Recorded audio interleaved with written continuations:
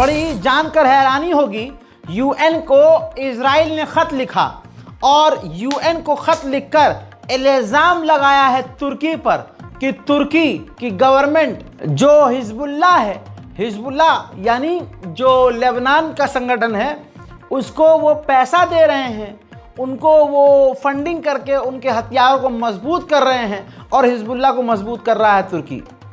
हालांकि ये बात हजम होने वाली नहीं है, लेकिन एक बात इस खबर से क्लियर हो रही है कि सीरिया के अंदर तुर्की और इजराइल की जो भिड़ंत है वो करीब है। वहीं दोस्तों लेबनान पर इजराइल फिर से बड़े हमले कर रहा है। इजराइल के कमांडर गाजा पट्टी पर मौजूद हैं, ये देखिए, और उन्होंने इजरायली मीडिया को इंटरव्यू देते हुए कंफर्म किया है कि हम गजा पर हमले और बढ़ाएंगे और ख़तरनाक ऑपरेशन करेंगे, गाजा पर पूरी तरह से कब्जा करेंगे और नए ऑपरेशन गाजा के खिलाफ लॉन्च करेंगे। अब अमेरिका की एक प्राइवेट कंपनी को इजराइल ने जिम्मेदारी दी है कि आप हमारे अंडर काम करेंगे और गाजा के अंदर मदद भेजेंगे। कैसे? इसका ये पूरा प्रोसेस है।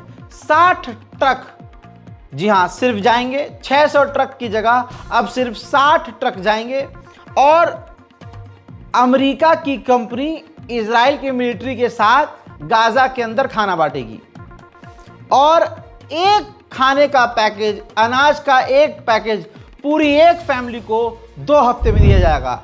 यानी सिर्फ इतना दिया जाएगा कि वो परिवार मर न जाए, और अगर मरे तो तड़प तड़प कर धीरे धीरे मरे। 2 हफ्ते में अनाज का एक पैकेट, ये है इजराइल का प्लान। दोस्तों वहीं स्कैनर में मुझे पता है दिक्कत आ रही है, पिछले कई दिनों से ये काम नहीं कर रहा है, लेकिन हम बार बार बोल रहे हैं कि भाई देखिए नीचे जो है अकाउंट नंबर है डायरेक्ट। आप 31 मई से पहले पहले गाजा और फिलिस्तीन की मदद अगर दिमाग में आपके दिल में ऐसा है तो आप इस अकाउंट पर ट्रांसफ़र कर सकते हैं या फिर स्कैन यूज़ कर सकते हैं। 31 मई 2025 को हम फिलिस्तीन एम्बेसी ज़रूर पहुंचेंगे इंशाल्लाह। उससे पहले भी पहुंच सकता हूं और हो सकता है 1 तारीख को या 31 मई को। मैंने ये क्लियर बोला है कि ये लास्ट डेट है, और ये भी क्लियर कर दूं 31 मई के बाद कोई भी फंड ट्रांसफ़र ना करे भैया। हजरात, अब जो इजराइल का ये प्लान है अमेरिका की प्राइवेट कंपनी के ज़रिए गाजा में मदद बांटना, यूएन ने खुद रिजेक्ट कर दिया है। यूएन ने कहा है कि ये सरासर गलत है, ऐसे तो कोई फायदा ही नहीं है। तो अब ये समझ लीजिए शॉर्ट में कि यूएन ने ही अमेरिका और इजराइल के इस प्लान को रद्द कर दिया है। इजराइल का इकोनॉमी मिनिस्टर देखिए अपने इजराइल के चैनल पर बैठ के कह रहा है बार बार कि हम गाजा पर पूरी तरह से कब्जा कर लेंगे, हम गाजा पर कब्जा करेंगे और गाजा पर राज करेंगे, गाजा हमारा है। ऐसी आड़ी तिरछी बातें इजराइल का फाइनेंस मिनिस्टर चैनल पर बैठ के कर रहा है, जिससे साबित हो गया है कि इजराइल के लिए अपने लोग, अपने हॉस्टेज ज़रूरी नहीं हैं। उसका मकसद ही बस गाजा की सरजमीन पर कब्जा करना है। सिर्फ बातें हो रही हैं, गाजा की मदद नहीं हो पा रही है। ऐसे में जहां छोटे मोटे ऑर्गेनाइजेशन जैसे तैसे खाना बनाकर बांट रहे हैं, तो सिर्फ वो मंजर आप देखिए किस तरह से खानों के लिए और खाने पीने के लिए लोग लाइन में लगे पड़े हैं, लुटास मची हुई है। इससे आप समझ सकते हैं कि गाजा में भूखमरी कितनी ज़्यादा है।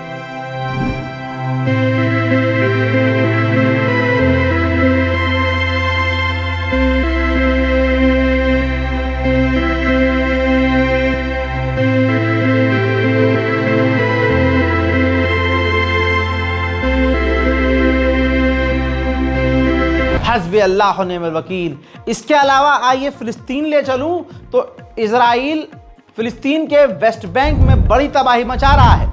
ज़रा देख लीजिए, बिल्डोज़र लगातार फिलिस्तीनियों के खूबसूरत से खूबसूरत और बड़े से बड़े मकानों को लगातार तोड़ रहे हैं और फिलिस्तीनियों को बेघर कर रहे हैं। सिर्फ इतना ही नहीं, ये तस्वीर देखिए, फिलिस्तीन के वेस्ट बैंक में फिलिस्तीनियों को इजराइल की सेना ने गिरफ्तार भी किया है। वेस्ट बैंक के अंदर रेल के दौरान इजराइल के हमले में जो लोग घायल हुए उनको बचाने के लिए देखिए वाइट शर्ट एक जैसी पहन रखी है लोगों ने। ये पैरामेडिकल हैं जो कि घायलों को बचाने के लिए काम करते हैं। ये जब उनके इलाके में जा रहे हैं तो इजराइल की मिलिट्री ने रोका हुआ है ताकि घायल लोग और बुरी तरह से तड़प तड़प के मर जाएं। ठीक ऐसे ही फिलिस्तीनी पत्रकार को, तस्वीर देखिए, फिलिस्तीनी पत्रकार को इजरायली सैनिकों ने रास्ते में रोका हुआ है और उसे जाने नहीं दे रहे हैं, परेशान कर रहे हैं। उधर इजराइल के जो सेटलर्स हैं, ये तस्वीर देखिए आप, फिलिस्तीनियों के खेत में उन्होंने आग लगा दी, जिससे फिलिस्तीनियों के खेत खलियान को मोटा नुकसान हो गया है। हजरात, उधर इजराइल का कट्टरवादी नेता बेंजीवीर कह रहा है कि भाई फिलिस्तीनियों के पास, गज्जा के पास खुद का उनका अपना अनाज है, उनके खुद के अनाज के भंडार है, उनके पास खूब खाना है। हमें तो खाना तो बिल्कुल देना नहीं चाहिए, बल्कि हमें हमास के फूड स्टोरेज, जो गाज़ा का फूड स्टोरेज है, जहां उन्होंने अनाज बचा कर रखा हुआ है, वहां हमला करके उसको बर्बाद कर देना चाहिए। उधर मेरे दोस्तों, जिगर फाड़ने वाला वीडियो है। फिलिस्तीन के वेस्ट बैंक से फिलिस्तीनी जो सैकड़ों साल से रह रहे थे, उनका पूरा ख़ानदान, पूरा शजरा वहीं का है, उनको आज दिन दहाड़े इजराइल के लोग फिलिस्तीनियों को उनके घर से निकाल रहे हैं, भगा रहे हैं, और अरब देश हिजड़ों की तरह चुपचाप देख रहे हैं।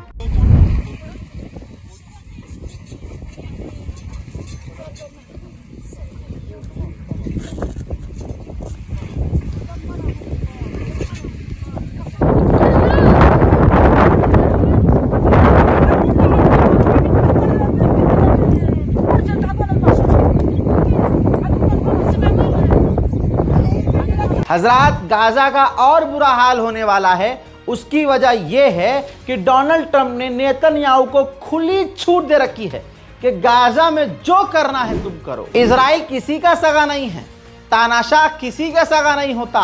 अपनी कुर्सी के लिए वो कुछ भी कर सकता है। अब इजराइल के लोग, जिनके परिवार के कोई न कोई व्यक्ति हमास की कैद में है, वो जब नेतन्याहू के खिलाफ सड़कों पर प्रदर्शन कर रहे हैं, तो इजराइल की पुलिस उनको भी ठीक फिलिस्तीनियों को जैसे मार पीट के गिरफ्तार करती है, वैसे ये उनके साथ भी वही कर रही है। देखिए,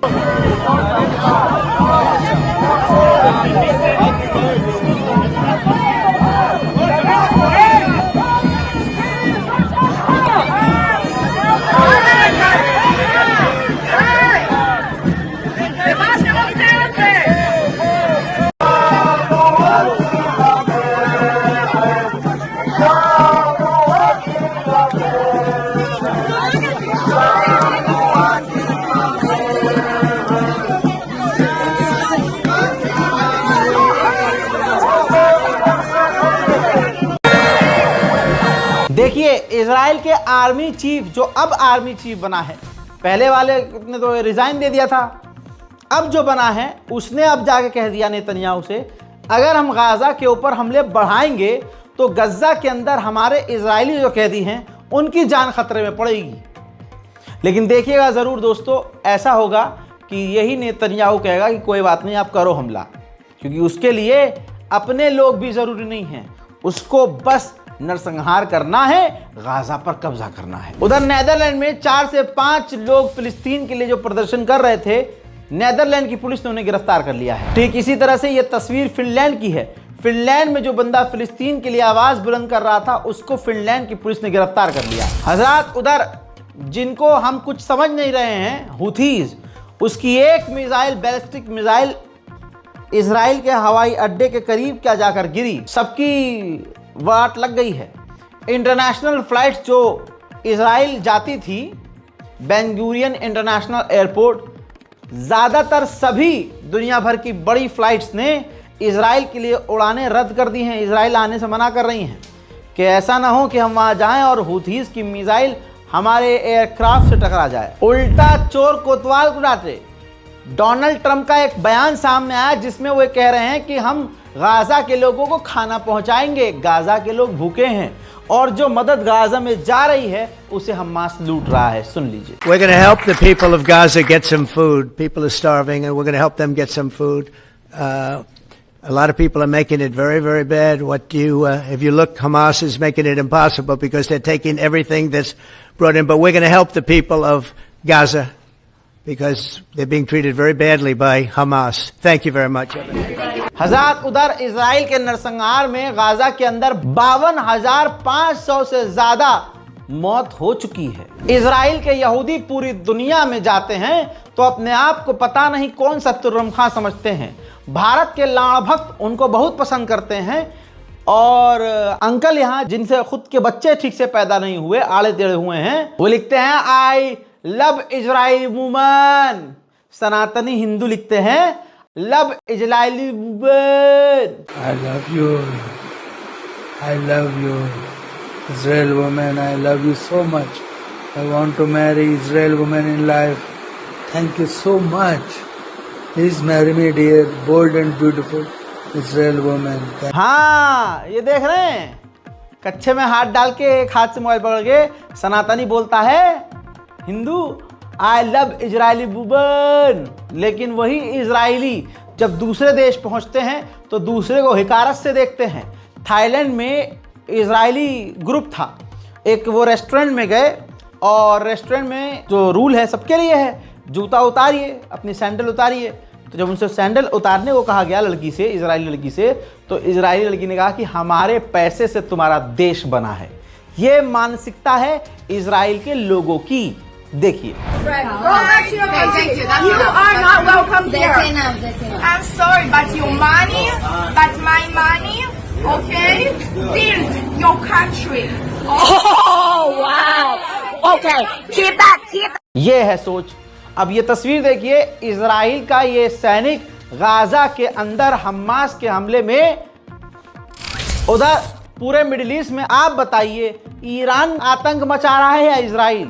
ताज़ा तरीन खबर यह है, लेबनान और सीरिया के बॉर्डर पर भी इजराइल ने बमबारी की है। सीरिया के जोलानी की इतनी औकात नहीं कि इजराइल के खिलाफ कोई एक्शन ले, लेकिन वो अपने आकाओं को खुश करने के लिए ईरान के खिलाफ कदम उठा रहा है। कैसे? ईरान ने जो हथियार हिजबुल्लाह के लिए भेजे थे उसे जब्त कर लिया है, झपट्टा मार के सारा हथियार जोलानी ने अपने कब्जे में ले लिया है। हजरात, मिडिल ईस्ट स्पेशल रिपोर्ट में फिलहाल के लिए इतना ही।